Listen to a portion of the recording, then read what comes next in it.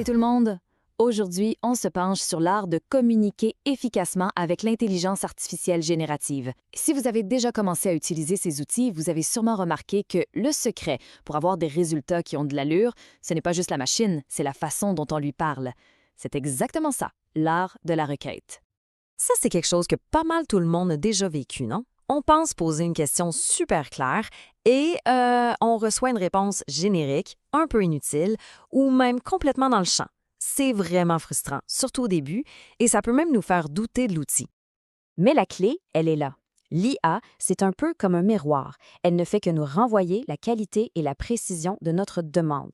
Donc, pour avoir un bon résultat, il faut d'abord et avant tout formuler une bonne requête. C'est ce principe-là qui change vraiment tout. OK. Avant d'aller plus loin, juste pour être sûr qu'on parle tous de la même chose, établissons un vocabulaire commun. Il y a 2 termes vraiment importants à connaître quand on interagit avec une IA. Le premier mot, c'est « requête ». En anglais, on entend souvent le mot « prompt ». L'Office québécois de la langue française nous dit que c'est, bien simplement, l'instruction qu'on donne à la machine. C'est notre commande, notre question, bref, le point de départ de tout. Le deuxième mot, c'est rédactique. Celui-là est un peu plus nouveau. Il désigne l'art, la technique de bien formuler ses requêtes. Ce n'est pas juste écrire une phrase au hasard, c'est une vraie compétence qui s'apprend et qui se pratique. Alors, comment on fait pour développer cette fameuse compétence? Comment on passe de requêtes un peu floues à des instructions qui donnent des résultats vraiment impressionnants?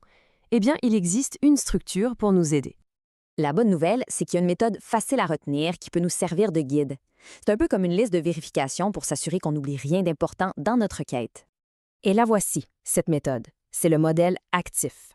C'est un acronyme tout simple où chaque lettre représente une composante essentielle d'une requête qui fonctionne. Allons voir ça de plus près. Bon, on entre dans le vif du sujet. On va décortiquer cet acronyme-là, lettre par lettre, pour voir exactement comment chaque élément nous aide à bâtir une requête solide et efficace. Tout commence avec le A. Le A, c'est pour action. C'est vraiment le moteur de notre demande. Ici, il faut être direct, pas de détour. On commence notre phrase par un verbe clair. Rédige-moi, fais un résumé d'eux, crée, analyse, traduis. Ça dit tout de suite à l'IA ce qu'on attend d'elle. C'est le point de départ non négociable. Ensuite, on a le C pour contexte. C'est là qu'on donne à l'IA les informations de fond dont elle a besoin pour bien faire son travail. On le voit bien ici, l'IA ne peut pas lire dans nos pensées. Il faut lui dire à qui la réponse s'adresse, quels sont nos buts, et même lui donner des exemples si on en a. Plus on donne de contexte, plus la réponse va être pertinente. On passe maintenant au T pour temps. C'est ce qui va donner une personnalité, une couleur à la réponse qu'on va recevoir. Pensez-y, la même information peut être présentée de 1001 façons. Est-ce qu'on veut un texte super formel pour un rapport ou plutôt un ton créatif pour une publicité, peut-être un style bienveillant pour parler à des parents? En précisant le ton, on contrôle vraiment l'impact du message. On arrive maintenant au I pour identité. Cet élément est souvent oublié, mais il est incroyablement puissant. C'est un vrai changeur de jeu. Regardez cet exemple. En disant à l'IA qui elle est, en lui assignant un rôle précis d'expert, on la force à l'épuiser dans ses connaissances de façon beaucoup plus ciblée. La qualité et la précision de sa réponse montent en flèche. C'est quasi spectaculaire. Et on termine avec la dernière lettre, le F, pour forme. Ça, c'est la touche finale qui fait en sorte que la réponse sera tout de suite prête à être utilisée.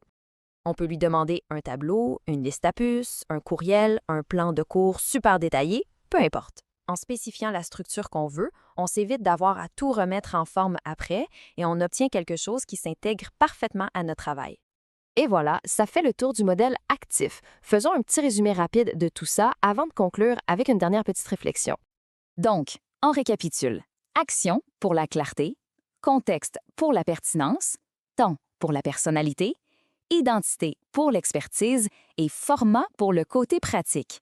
Ces 5 étapes, ensemble, transforment une simple question en une instruction de niveau professionnel.